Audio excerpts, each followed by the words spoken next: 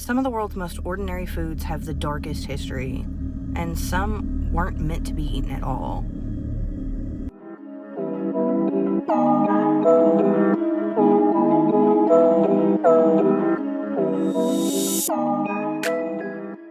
Tonight on The Dark History of Food, we are talking about Coca-Cola and Coca-Cola products. Now, when we say Coca-Cola specifically, I'm sure you already know the dark history behind Coca-Cola, or at least what it used to contain. But we're going to dive deeper into the history of Coca-Cola and why it contained cocaine in the first place. We're also going to talk about two other sodas under the Coca-Cola franchise that have a very dark history.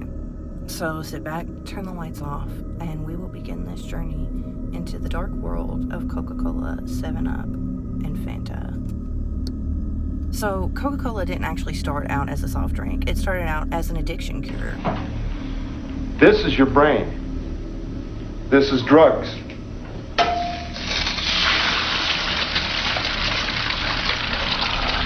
This is your brain on drugs.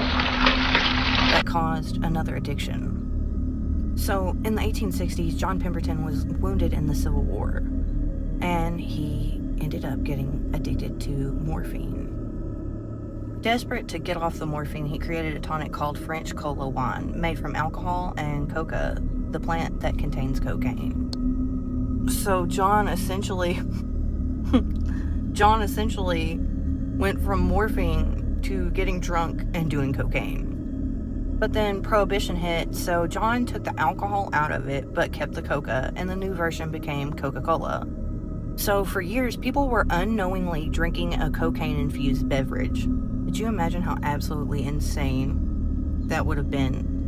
The amount of people just absolutely tore up on cocaine walking around. And apparently it was a major problem because there was a super high crime rate at the time too that they linked to Coca-Cola having cocaine in it. Now, it wasn't until 1903, after a growing public fear and controversy, that the drug was finally removed from Coke. But people were already super addicted to it, obviously. So a bunch of people protested it. A lot of people stopped consuming Coca-Cola after they took the cocaine out of it. But Coca-Cola made up for it by adding caffeine and a bunch of sugar, which brought a lot of people back. Here's the funniest part about this. Coke still uses the coca leaf. They actually get it from a special warehouse in New Jersey, and it's the only place in America that the FDA has approved to receive legal cocaine, essentially. So let's move on to Coca-Cola's next brand that has a very controversial background, Fanta. Now, Fanta might seem like a fun and harmless soda with all its different fruity flavors, but it was actually created in one of the darkest times in human history. So, during World War II, Nazi Germany's Coca-Cola branch could no longer get the ingredients from the US to make Coca-Cola. So, the CEO, Max Keith, was forced to improvise.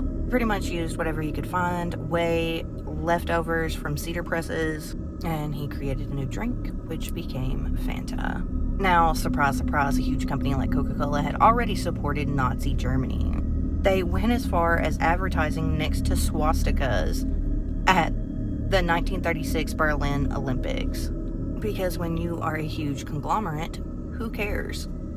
Money's money, even if it's dirty money. I mean, look at how Coca-Cola started. They got people addicted to cocaine. And Fanta was so popular in Nazi Germany, it was considered the soda of the Nazis. It had Nazi advertisements, and some even had Nazi symbols on the bottles, which isn't surprising. Look at this belt buckle that Coca-Cola made.